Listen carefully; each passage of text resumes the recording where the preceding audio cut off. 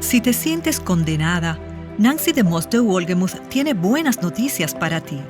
Cuando eres perdonada por medio de la fe en Cristo, Dios está por ti.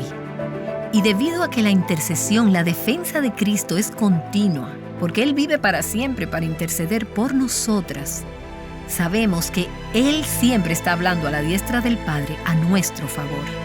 Así es como Dios puede estar por nosotras. estás escuchando Aviva Nuestros Corazones con Nancy DeMoss de Wolgemuth en la voz de Patricia de Saladín.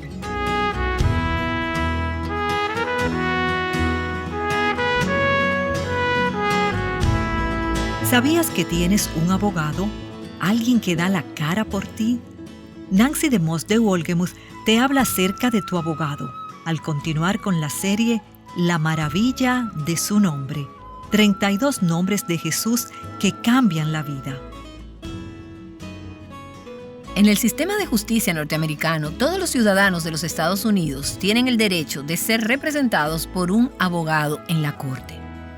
Si supuestamente has cometido un delito, si eres acusada de un crimen, tienes el derecho de tener un abogado.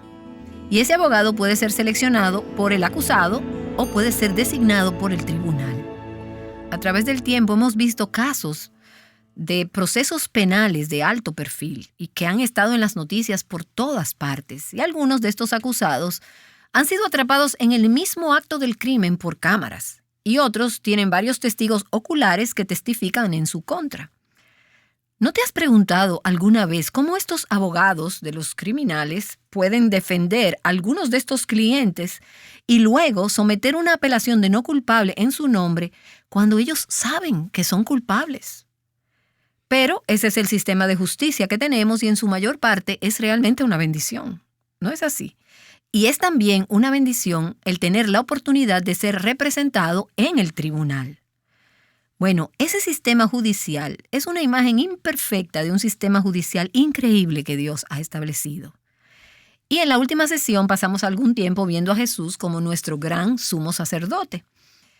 Hoy quiero que veamos el otro aspecto de ese ministerio sacerdotal que me recuerda nuestro sistema judicial.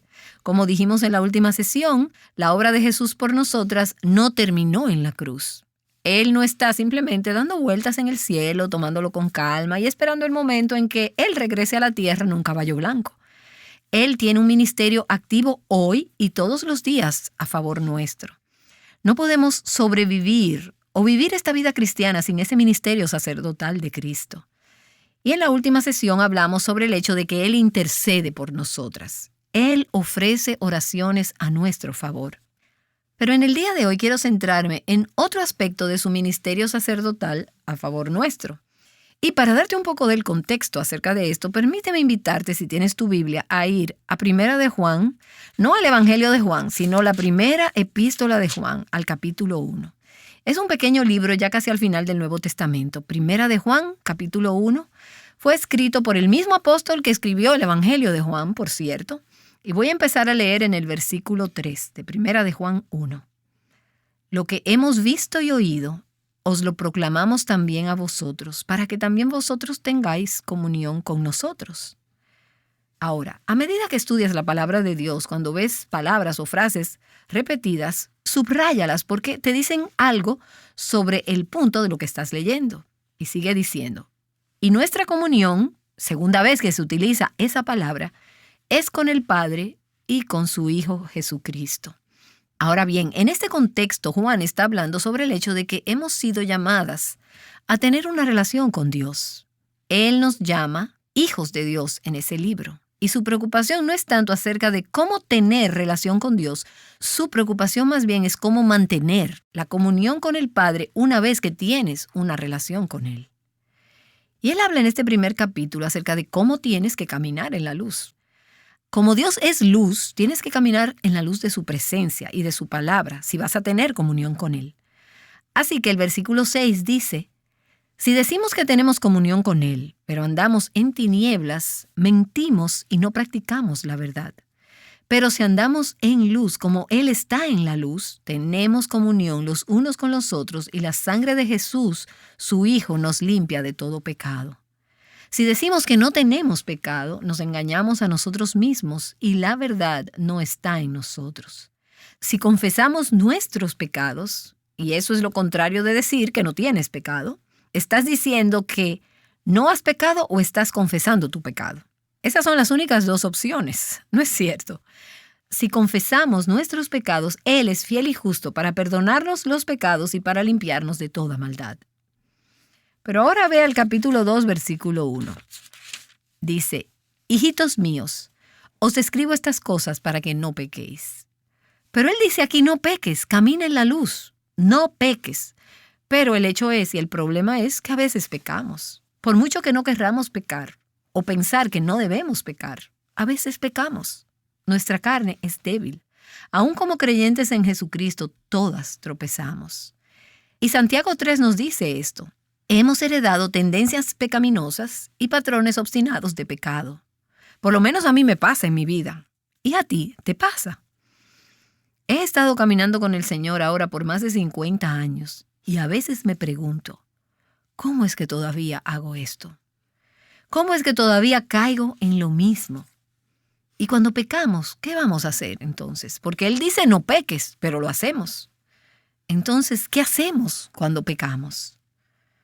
Bueno, nuestra tendencia natural cuando pecamos muchas veces no es la correcta. Una de estas tendencias es a ser indiferente acerca de nuestro pecado, a ignorarlo. Bueno, eso no es gran cosa, todo el mundo peca. Y esa es la forma en que muchos cristianos actúan sobre sus pecados. No es gran cosa. Algunas no son indiferentes y caen en lugar de esto en otra tendencia, en la desesperación. Se golpean a sí mismas y quedan enterradas en la culpa. Y algunas de ustedes, mujeres, viven con una gran carga de culpa y desesperación debido a los patrones pecaminosos en sus vidas. No puedo creer que haya hecho esto, lo hice de nuevo. Desesperación. Y luego hay otras, muchas de las primogénitas, que se esfuerzan más. Se esfuerzan más y voy a dejar esto aún si me muero. Bueno, podrías morirte, podría matarte, porque tu propio esfuerzo no es la forma de caminar en santidad. Y después de haber estado en desesperación o esforzándote cada vez más, esto es lo que muchas personas hacen. Se dan por vencidas, quedan derrotadas y entonces se vuelven indiferentes. Y es como un círculo vicioso en muchas vidas de los creyentes. Bueno, todas estas formas de responder cuando pecamos son maneras de ir al monte Sinaí, donde fue dada la ley. Ahí es donde o no tomamos el pecado en serio, o nos desesperamos sobre él, o tratamos de hacerlo en nuestro propio esfuerzo, o nos rendimos. Y eso es lo que hacemos cuando vamos al monte Sinaí, donde fue dada la ley. Eso nos pone en esclavitud, nos pone en la cárcel. Nos ayuda a seguir viviendo con miedo y con terror de Dios. ¿Cuál sería entonces la alternativa? Bueno, tenemos que ir a otra montaña, al monte Calvario, donde fue dada la gracia y donde Cristo murió por nosotras. Y eso es lo que el apóstol Juan dice aquí, mientras él continúa en el capítulo 2. Él dice, no pequen. Pero si alguno peca, y esto es lo que hay que hacer entonces, abogado tenemos para con el Padre, a Jesucristo el justo. Él mismo es la propiciación por nuestros pecados, aquel que satisface la justa ira de Dios contra nuestros pecados. Y no solo por los nuestros, sino también por los del mundo entero. Y esa es la palabra que quiero que veamos en el día de hoy. Jesús es nuestro abogado. Abogado. Y en algunas traducciones de la Biblia dice intercesor. La palabra en el idioma griego es parakletos. Tal vez has oído que se pronuncia paraklete. Es alguien que viene al lado de otra persona para ayudar o consolar. Es un defensor para nosotras. Y el apóstol Juan es el único autor del Nuevo Testamento que usa esta palabra griega. Y se usa 4 veces en el Evangelio de Juan, pero es posible que no diga abogado en el Evangelio de Juan. En cada uno de estos casos, Juan se refiere al Espíritu Santo y la palabra se traduce como ayudador o consolador. Les enviaré otro ayudador. Les enviaré otro consolador. Pero es la misma palabra que en Primera de Juan se traduce abogado. Un abogado es una persona que está al lado de otra y se presenta en su nombre para defender su causa. Un abogado ayuda a la persona necesitada al defenderla. Un abogado defensor, si quieres llamarlo así. Y Jesús aboga por nosotras ante el Padre mediante la aplicación de su propio mérito a nuestro favor y la suficiencia del sacrificio de su muerte. Él es nuestro abogado defensor y Él va delante del Padre y defiende nuestro caso, no basado en nuestra inocencia porque somos culpables, éramos culpables, sino que Él le suplica al Padre basado en sus propios méritos, en su propia vida sin pecado y la suficiencia del sacrificio que Él hizo por el pecado. Así que por eso Juan dice, Él mismo es la propiciación por nuestros pecados, y no solo por los nuestros, sino también por los del mundo entero. Y en el Antiguo Testamento encontramos algunos destellos de esa obra de defensa, de intercesión de Cristo, aunque solo se insinúan. Vemos, por ejemplo, en Job capítulo 16, versículo 19, que dice, «He aquí, aún ahora, mi testigo está en el cielo y mi defensor está en las alturas». Ahora, no creo que Job sabía realmente lo que estaba diciendo, pero fue una percepción bajo la inspiración del Espíritu Santo de la obra defensora de Cristo a nuestro favor. El que testifica por mí, mi defensor, está en las alturas. Y hay un personaje también del Antiguo Testamento que en muchos sentidos prefigura a Cristo como nuestro abogado, y es Moisés. Y él lo hizo en muchos aspectos diferentes. En Éxodo capítulo 3 puedes leer acerca de cómo Moisés fue enviado por Dios para interceder, para intervenir a favor de Israel delante de Faraón por su liberación. Moisés se convirtió en un defensor del pueblo de Israel. Y luego en el monte Sinaí, en Éxodo 19, fue la posición de Moisés como intercesor, como abogado defensor, como intermediario que representaba al pueblo delante de Dios, lo que libró al pueblo de Israel de ser consumido por la presencia de Dios como fuego en el monte Sinaí, porque Moisés era un intermediario. Él representó al pueblo ante Dios. Y a medida que avanzas en Éxodo, en el capítulo 32, tienes el incidente del becerro de oro. Y cómo la gente de manera tan significativa pecó contra Dios, y Dios amenazó con acabar con ellos. ¿Y qué hizo Moisés? Una vez más se desempeñó como abogado. Él intercedió por el pueblo. Y él dijo, Señor, no, por favor. ¿Qué van a decir las naciones cuando vean que tú sacaste a este pueblo y luego los mataste? Dios, por favor, no. Toma mi vida, bórrame ahora de tu libro. Y dice, y oyó Dios la intercesión de Moisés. Y Dios perdonó a su pueblo y él renovó su pacto con ellos sobre la base de cómo Moisés abogó a favor de estas personas. Así que hay una serie de conceptos relacionados aquí. Jesús como abogado, Jesús como nuestro mediador, Jesús como nuestro intercesor, y juntas esas palabras describen su ministerio constante a nuestro favor como creyentes al día de hoy. Piensa por un momento en esa palabra, un mediador. Un mediador es alguien que interviene entre dos partes que tienen un desacuerdo que no pueden resolver. ¿Y cuál es el objetivo del mediador? Bueno, es que las dos partes se unan, si es posible reconciliarlas. Y tuve una conversación con un empresario en nuestra zona la semana pasada que estaba en una mediación con un ex empleador y asociado de negocios. Y se fueron a la mediación porque tenían diferencias que no podían resolver. Y el objetivo de esa mediación era resolver esas diferencias y llegar a un acuerdo en relación a su conflicto. Así que hubo un mediador que estaba tratando de unirlos. Ahora, el resultado de ese tipo de mediación puede ser que lleguen a un acuerdo financiero y para eso ambos hayan tenido que estar de acuerdo con lo que el mediador dijo. Pero humanamente hablando, basándome en lo que sé acerca de esa situación, estos dos hombres probablemente no van a convertirse en amigos.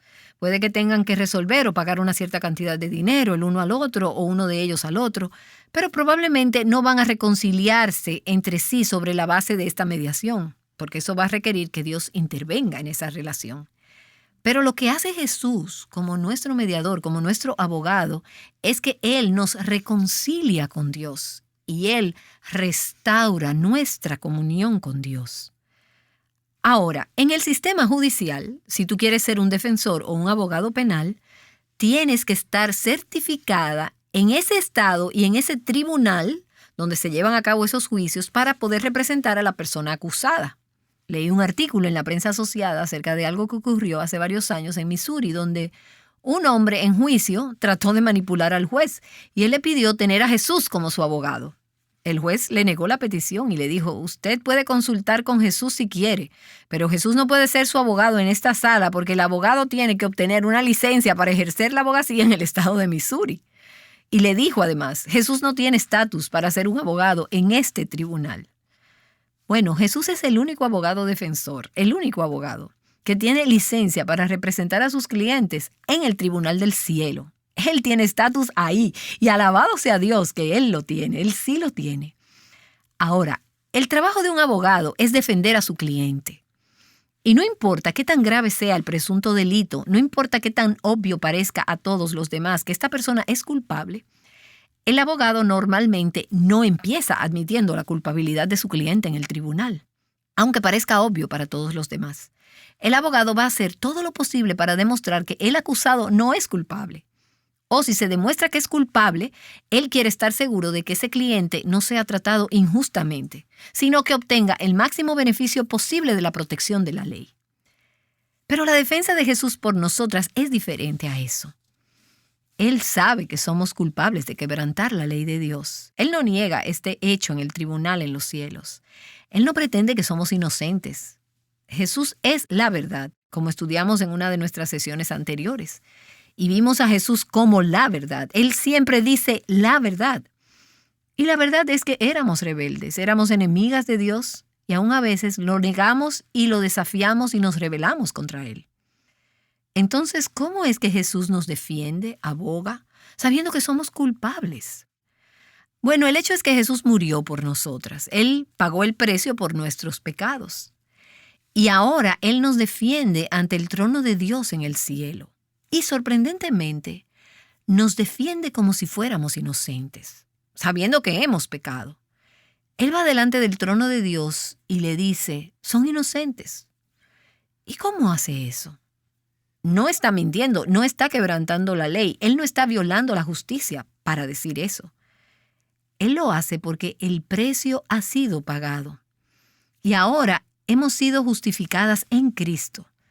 Y estamos delante de Dios por medio de Cristo como si nunca hubiéramos pecado. Solo en las matemáticas de Dios esto puede suceder porque eso es una gracia maravillosa. Y Oswald Sanders lo dice de esta manera en su libro The Incomparable Christ, el Cristo incomparable. Él dice, Él aparece como nuestro defensor, no para apelar a la clemencia, sino para reclamar justicia para nosotros, para reclamar a lo que tenemos derecho en virtud de su sacrificio en el Calvario. ¡Aleluya! ¡Qué gran Salvador! Ahora, tenemos un acusador. Otra razón por la que necesitamos un abogado. Tenemos nuestros propios corazones que con frecuencia nos acusan. Pero aparte tenemos un acusador, y su nombre es Satanás. Él se llama el acusador de los hermanos. Y es un fiscal incansable contra los hijos de Dios. Él aparece a veces en el tribunal del cielo y delante del trono de Dios el juez. Y trae cargos en tu contra y en mi contra.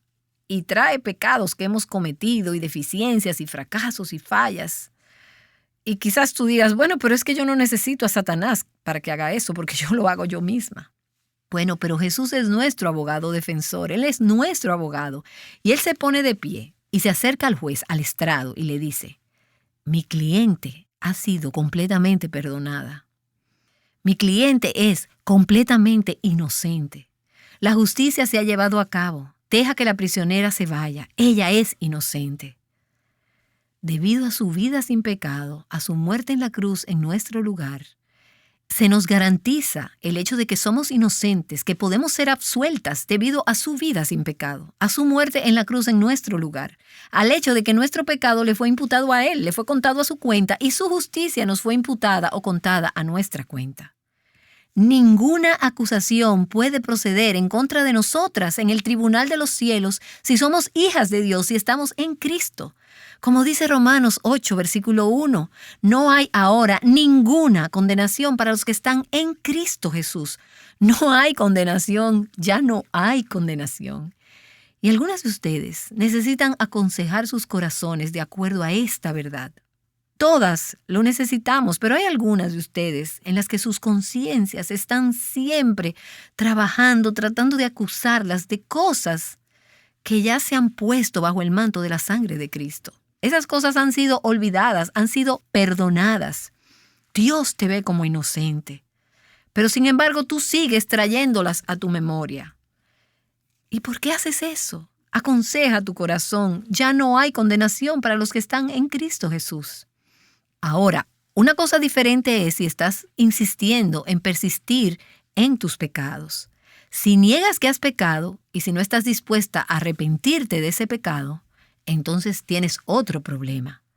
Pero si ya te has arrepentido de ese pecado, ya ese pecado ha sido puesto bajo la sangre de Cristo, si ya has recibido y has pedido su perdón, entonces tú tienes un abogado que está ante el Padre y dice, no hay condenación, ella no es culpable, es absuelta.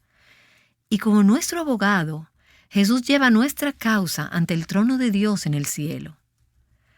Y si no lo hiciera, si no tuviéramos ese abogado ante el Padre, nuestro pecado traería juicio sobre nosotras.